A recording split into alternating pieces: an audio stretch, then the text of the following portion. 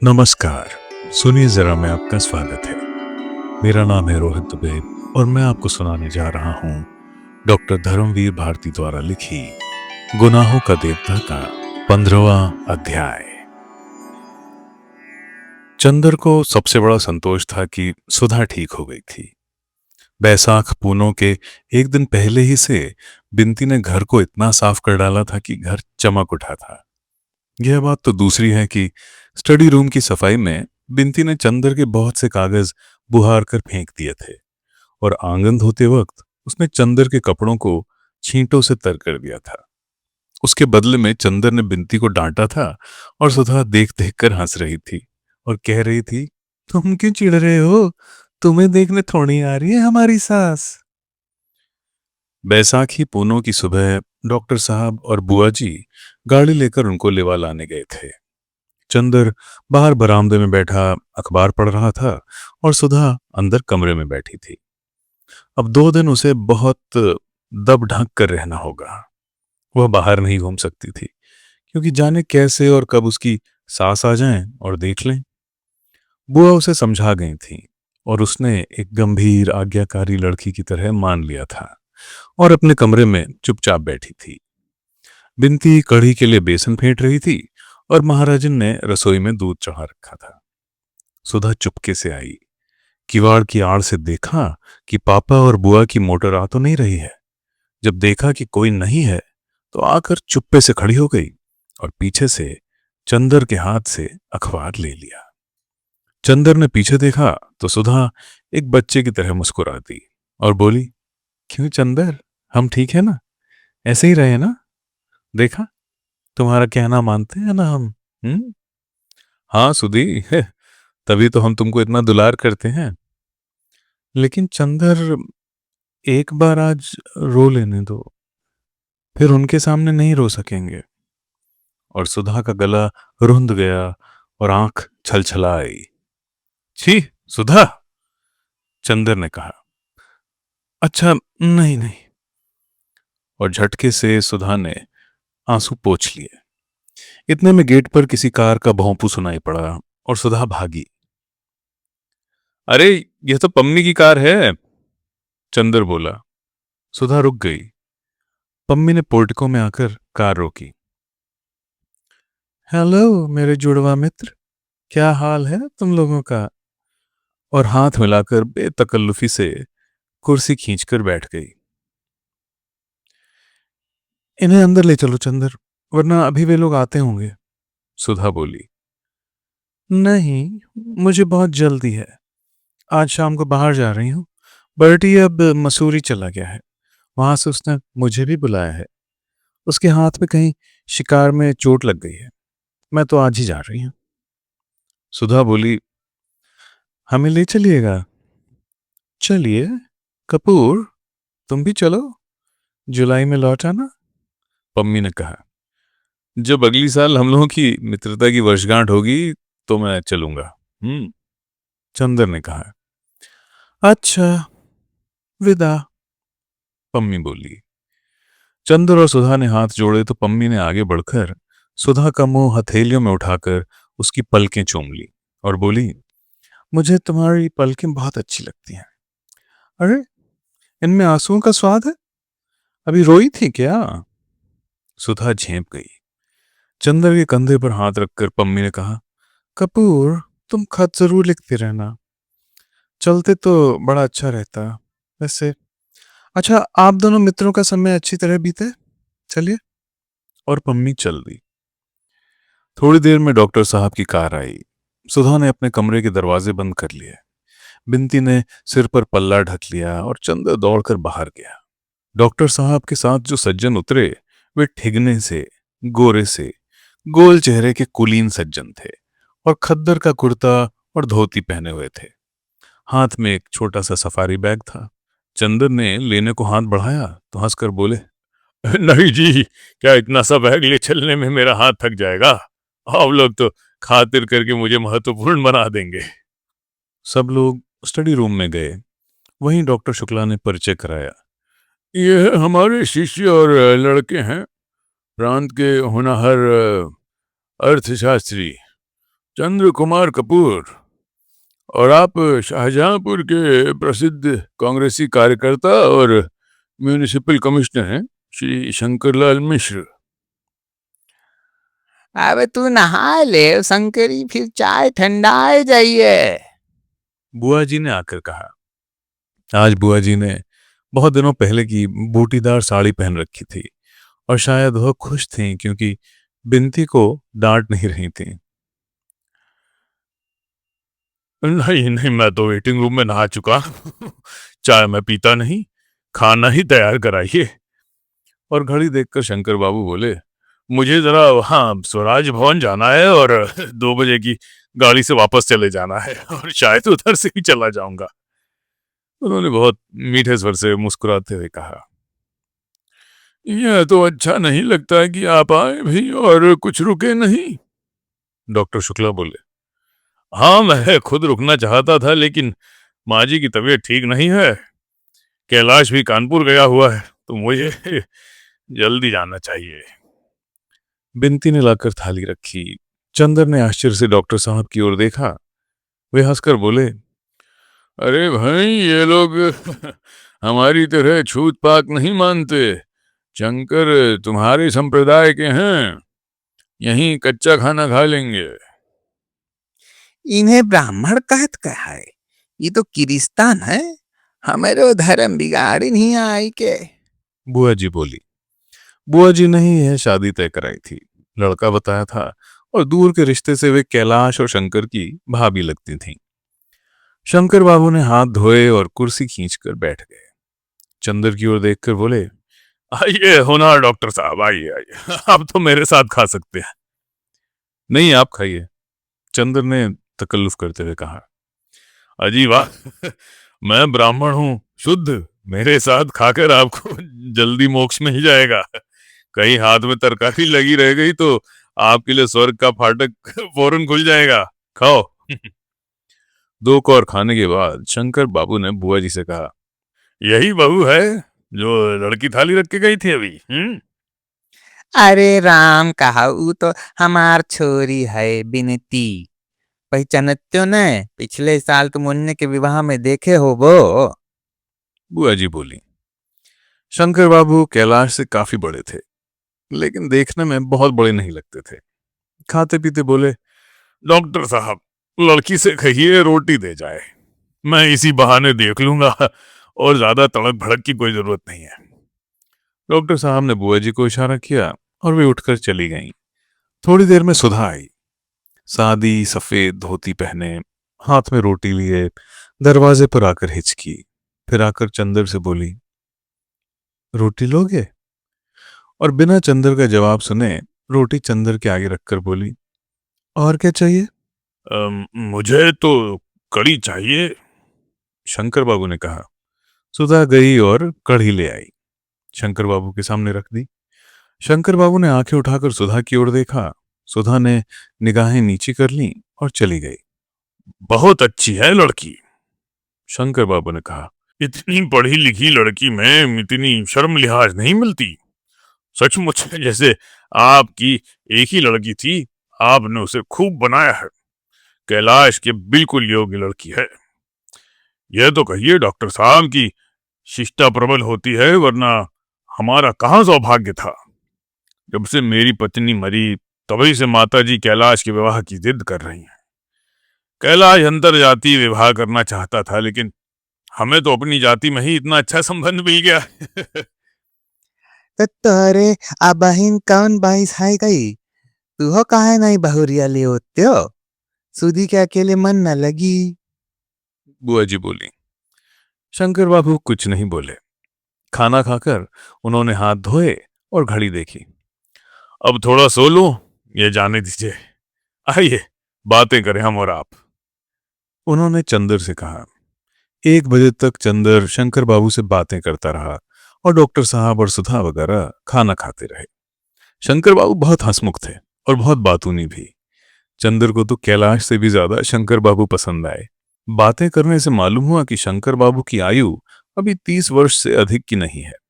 एक 5 वर्ष का बच्चा है और उसी के होने में उनकी पत्नी मर गई। अब वे विवाह नहीं करेंगे। वे गांधीवादी हैं, कांग्रेस के प्रमुख स्थानीय कार्यकर्ता हैं और म्यूनिसिपल कमिश्नर हैं, घर के जमींदार हैं। कैलाश बरेली में पढ़ता था। अभी कैलाश का कोई इरादा किसी प्रकार की नौकरी या व्यापार करने का नहीं है। वह मजदूरों के लिए साप्ताहिक पत्र निकालने का इरादा कर रहा है। वह सुधा को बजाय घर पर रखने के अपने साथ रखेगा, क्योंकि वह सुधा को आगे बढ़ाना चाहता है, सुधा को राजनीतिक क्षेत्र में ले जाना चाहता है। बीच में एक बार बिनती आई और उसने चंदर को बुलाया। चंदर बाहर गया तो बिनती ने कहा, दीदी पूछ रही हैं ये कितनी देर में जाएंगे? क्यों? कह रही हैं अब चंदर को याद थोड़ा ही है कि सुधा भी इसी घर में है, उन्हीं से बातें कर रहे हैं। चंदर हंस दिया और कुछ नहीं कहा। बिनती बोली, ये लोग तो बहुत अच्छे हैं, मैं तो कहूंगी सुधा दीदी को इससे अच्छा परिवार मिलना मुश्किल है, हमारे ससुर की तरह नहीं है ये लोग। हाँ, फिर भी सुधा इतनी सेवा नहीं कर रही इनकी। बिनती, तुम सुधा को कुछ शिक्षा दो ना इस मामले में।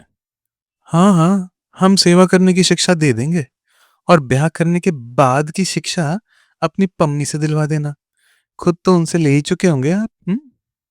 चंदर झेंप गया। पाजी कहीं की बहुत बेशरम हो गई है, हाँ?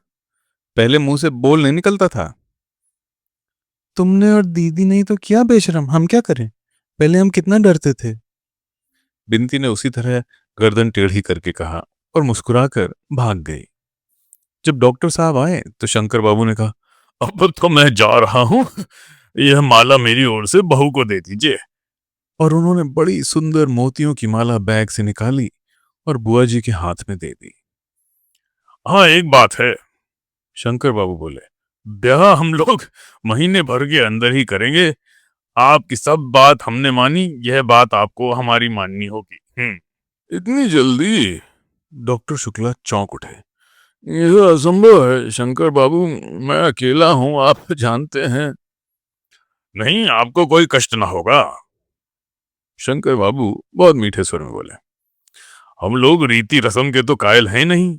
आप जितना चाहें रीति रस्म अपने मन से कर लें। हम लोग तो सिर्फ 6-7 आदमियों के साथ आएंगे, सुबह आएंगे, अपने बंगले में एक कमरा खाली करा दीजिएगा, शाम को अगवानी और विवाह कर दें, दूसरे दिन 10 बजे हम लोग चले जाएंगे।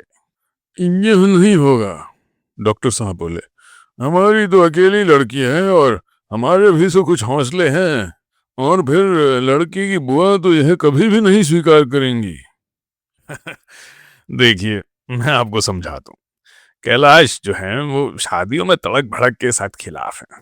पहले तो वह इसलिए जाति में विवाह नहीं करना चाहता था, लेकिन जब मैंने उसे भरोसा दिलाया कि बहुत सादा विवाह होगा, तभी वह राजी हुआ। इसीलिए इसे आप मान ही लें, फिर विवाह के बाद तो जिंदगी पड़ी है। आपकी अकेली लड़की है, जितना चाहिए करिए। रहा कम समय का तो शुभस्य शीघ्रम, फिर आपको कुछ खास इंतजाम भी नहीं करना है। अगर कुछ हो तो कहिए, मैं यहीं रह जाऊं, आपका काम कर दूं। शंकर बाबू हंसकर बोले। कुछ देर तक बातें होती रहीं। अंत में शंकर बाबू ने अपने सौजन्य और मीठे स्वभाव से सभी को राजी कर ही लिया। उसके बाद उन्होंने सबसे विदा मांगी। चलते वक्त बुआ जी और डॉक्टर साहब के पैर छुए, चंदर से हाथ मिलाया और शंकर बाबू सबका मन जीतकर चले गए। बुआ जी ने माला हाथ में ली, उसे उलट पलट कर देखा और बोली, एक ऊ आए रही है जूता खोर, एक ठो कागज थमाए के चले गए। और एक गहरी सांस लेके चली गईं। डॉक्टर साहब ने सुधा को बुलाया। उसके हाथ में वह माला रखकर उसे चिपटा लिया। सुधा पापा की गोद में मुंह छिपाकर रो पड़ी। उसके बाद सुधा चली गई और चंदर, डॉक्टर साहब और बुआ जी बैठे शादी के इंतजाम की बातें करते रहे। यह तय हुआ कि अभी तो इन्हीं की इच्छानुसार विवाह कर दिया जाए, फिर यूनिवर्सिटी खुलने पर सभी को बुलाकर अच्छी दावत वगैरह दे दी जाए। यह भी तय हुआ कि बुआ जी गांव जाकर अनाज, घी, बड़ियां और नौकर वगैरह का इंतजाम कर लाएं और 15 दिन के अंदर लौट आएं। यहां से लेकर यह तक कि अगवानी ठीक 6 बजे शाम को हो जाए और सुबह के नाश्ते में क्या दिया जाए, यह सभी डॉक्टर साहब ने तय कर डाला। लेकिन निश्चय यह भी किया गया कि चूंकि आदमी बहुत कम आ रहे हैं, अतः सुबह शाम के नाश्ते का काम यूनिवर्सिटी के किसी रेस्तरां को दे दिया जाए। इसी बीच में बिनती खरबूजा और शरबत लाकर रख गई और चंदर ने बहुत आराम से शरबत पीते हुए पूछा, किसने बनाया? सुधा दीदी ने। आज बड़ी खुश मालूम पड़ती है, चीनी बहुत कम छोड़ी है। चंदर बोला। बुआ और बिनती दोनों हंस पड़ी। थोड़ी देर बाद चंदर उठकर भीतर गया तो देखा कि सुधा अपनी पलंग पर बैठी सामने एक किताब रखे जाने क्या देख रही है और सामने वह माला पड़ी है। चंदर गया और बोला, सुधा, आज मैं बहुत खुश हूं।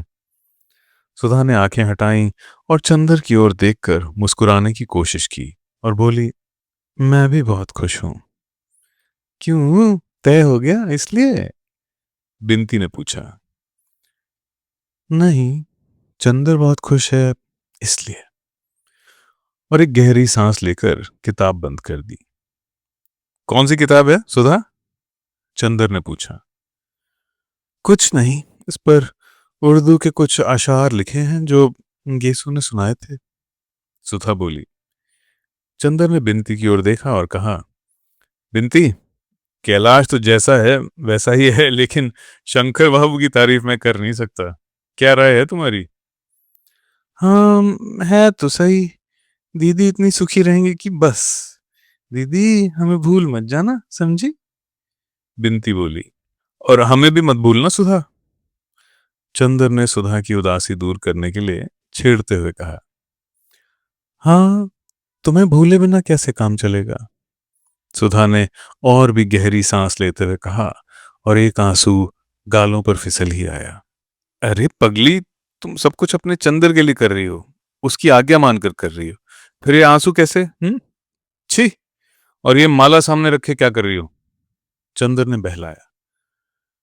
माला तो दीदी इसलिए सामने रखी थी कि बतलाऊं बतलाऊं बिनती बोली। असल में रामायण की कहानी तो सुनी है चंदर ना तुमने। रामचंद्र ने अपने एक भक्त को मोती की माला दी तो वह उसे दांत से तोड़कर देख रहा था कि उसके अंदर राम नाम है या नहीं। सो ये माला सामने रखकर देख रही थी, इसमें कहीं चंदर की झलक है या नहीं। चुप, गिलहरी कहीं की। सुधा हंस पड़ी। बहुत बोलना आ गया। सुधा ने हंसते हुए बनावटी गुस्से से कहा। फिर सुधा तकिए से टिककर बैठ गई। आज गेसु नहीं है, मुझे गेसु की बहुत याद आ रही है। क्यों? इसलिए कि आज उसके कई शेर याद आ रहे हैं। एक दफे उसने सुनाया था कि ये आज फिजा खामोश है क्यों, हर जर को आखिर होश है क्यों, या तुम ही किसी के हो न सके, या कोई तुम्हारा हो न सका।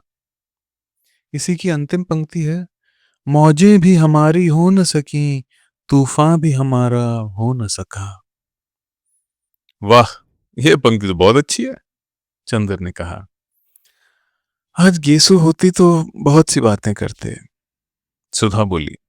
देखो चंदर, जिंदगी भी क्या होती है, आदमी क्या सोचता है और क्या हो जाता है। आज से 3-4 महीने पहले मैंने क्या सोचा था।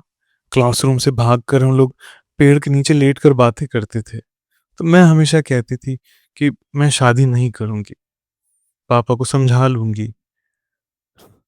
उस दिन क्या मालूम था कि इतनी जल्दी जुए के नीचे गर्दन डाल देनी होगी और पापा को भी जीतकर किसी दूसरे से हार जाना होगा। अभी उसकी तय भी नहीं हुई और महीने भर बाद मेरी।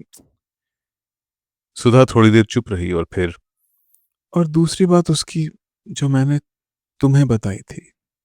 उसने कहा था जब किसी के कदम हट जाते हैं सिर के नीचे से, तब मालूम होता है कि हम किसका सपना देख रहे थे। पहले हमें भी नहीं मालूम होता था कि हमारे सिर किसके कदमों पर झुक चुके हैं। याद है, मैंने तुम्हें बताया था, तुमने पूछा था।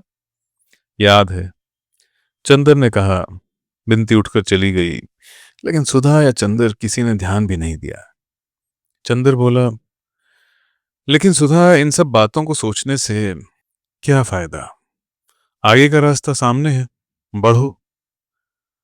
हाँ, सो तो है ही देवता मेरे। कभी कभी जाने कितनी पुरानी बातें मन में आ ही जाती हैं और मन करता है कि मैं सोचती ही जाऊं। जाने क्यों मन को बड़ा संतोष मिलता है। और चंदर, जब मैं वहां रहूंगी तुमसे दूर, तो इन्हीं स्मृतियों के अलावा और क्या शेष रहेगा। तुम्हें वह दिन याद है जब मैं गीसू के यहाँ नहीं जा पाई थी और उस स्थान पर हम लोगों में झगड़ा हो गया था। चंदर, वहां सब कुछ है, लेकिन मैं लड़ूंगी झगड़ूंगी किससे वहां। चंदर एक फीकी सी हंसी हंसकर बोला, अब क्या जन्म भर बच्ची बनी रहोगी। हाँ चंदर, चाहती तो यही थी, लेकिन जिंदगी तो जबरदस्ती सब सुख छीन लेती है और बदले में कुछ भी नहीं देती। आओ, चलो लॉन पर चलें, शाम को तुमसे बातें ही करेंगे। उसके बाद सुधा रात को 8 बजे उठी, जब बुआ तैयार होकर स्टेशन जा रही थी और ड्राइवर मोटर निकाल रहा था। और उदास टिमटिमाते हुए सितारों ने देखा कि चंदर और सुधा दोनों की आंखों में आंसुओं की अवशेष नमी झिलमिला रही थी। उठते हुए सुधा ने क्षण भर चंदर की ओर देखा। चंदर ने सिर झुका लिया और बहुत उदास आवाज में कहा, चलो सुधा, बहुत देर कर दी हम लोगों ने। तो दोस्तों, यह था गुनाहों का देवता का 15वां अध्याय। लाइक, सब्सक्राइब और शेयर करना मत भूलिएगा। अगला अध्याय हम जल्दी लाएंगे। सुनने के लिए धन्यवाद।